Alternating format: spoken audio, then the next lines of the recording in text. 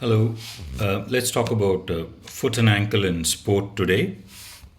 If you look at foot and ankle injuries in cricket, about 50% of cricket injuries are those of the lower limb, and of those, on average, about 25% involve the Achilles tendon.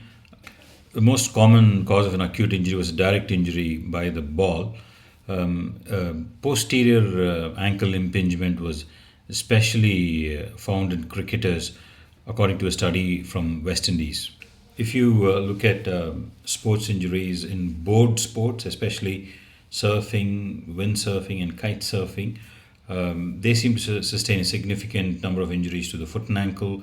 About 18 percentage in surfers, about 36 percentage in windsurfers, especially when the foot gets stuck in the strap, can lead to lacerations, contusions, dislocations, etc.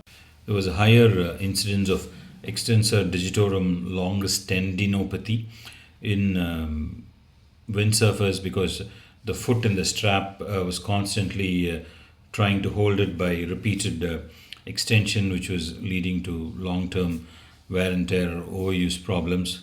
Let's look at the foot and ankle injuries in a gymnast. The gymnast usually sustains an injury when they are landing and dismounting.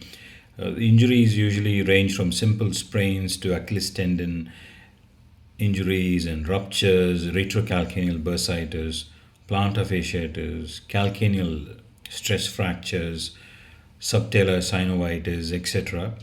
A simple ankle sprain, which is not improving in a gymnast, could well be a significant fracture inside the ankle joint. Sometimes what you call as the OCD or the osteochondral dissecant fragment. What happens is when a gymnast lands short, especially there's a sudden dorsiflexion of the foot, which causes impact here in the talus, that can lead to the fracture of the cartilage and the underlying bone.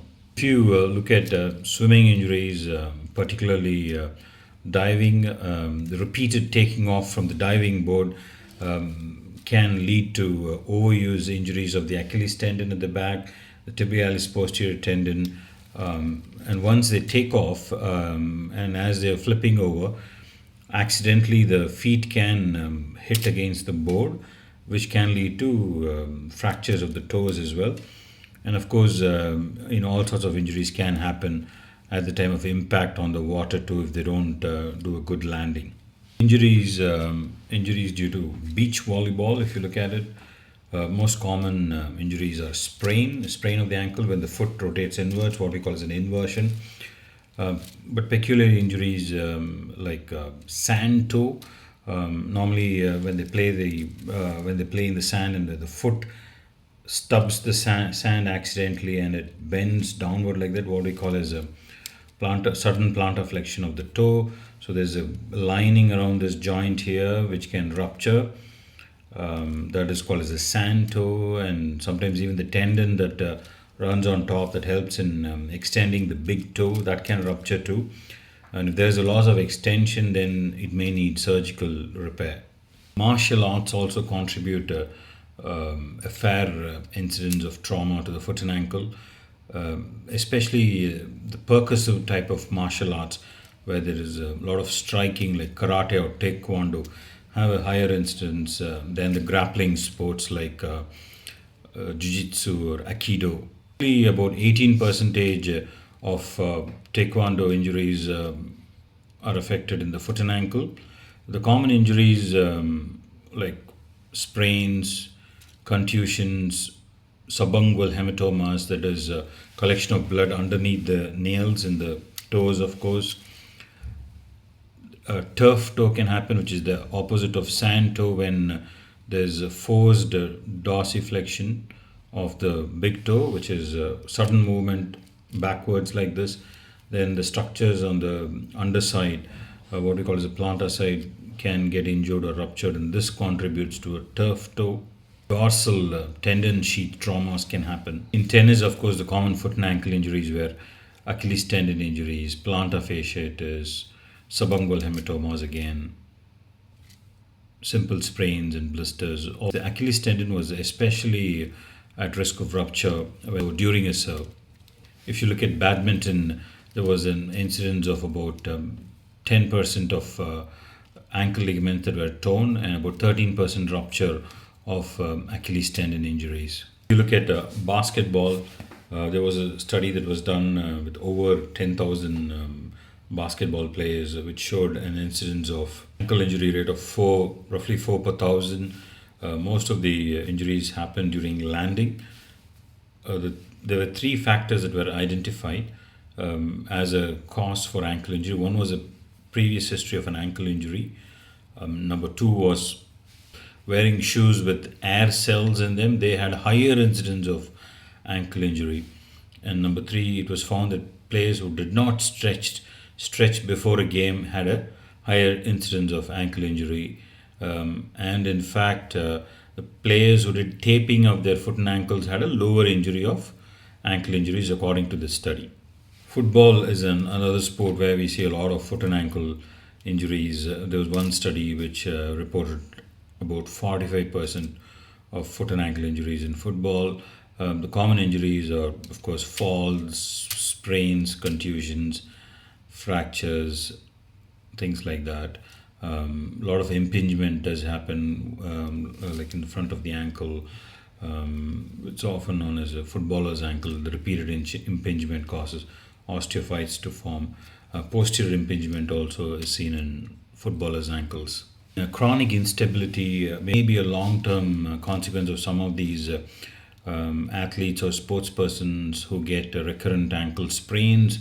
The factors that are broadly causing ankle sprains can be classified as mechanical factors and functional factors. Mechanical factors could essentially be the anatomy of the ankle, if they have lax ligaments, if there are underlying structural deformities, or if there's already wear and tear or an inflamed synovium in the joint. All these may contribute to the mechanical factors causing repeated ankle sprains and subsequent instability. Functional factors could be lack of strength, improper proprioception. Often it's a combination of all these factors that lead to recurrent ankle sprains and subsequent chronic ankle instability. It has to be remembered that the foot and ankle doesn't exist in isolation. It's connected to the rest of the body. The principle, what we call is the kinetic chain. Sometimes problems higher up can contribute to problems down below. So it is really important to examine the whole athlete to look for other issues that may be causing problems here. So how do we treat foot and ankle injuries? Of course, they can vary from injury to injury. In general, in the acute phase, of course, it's important to get the swelling down, get the pain down. Afterwards, we have to look at in detail about the mechanism of injury, what training program or what kind of factors might have contributed to this injury. And then, of course, the actual treatment for it, whether it's non-operative or operative, and rehabilitation, and gradually getting the player back into playing sport. So these are the general principles of treating foot and ankle injuries. So how do we prevent these injuries? Time and time again, several studies have shown that doing strengthening exercises, balance exercises, have been very useful to prevent foot and ankle injuries.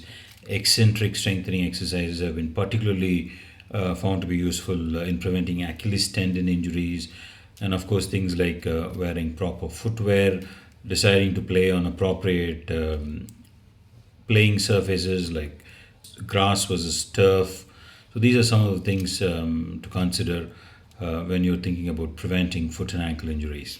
When a patient or a sports person with a foot and ankle presents to me, it helps to understand the sport completely, the training programs and the options of rehab we have, if they need surgery, whether the problem is amenable for arthroscopic surgery or whether it's open surgery.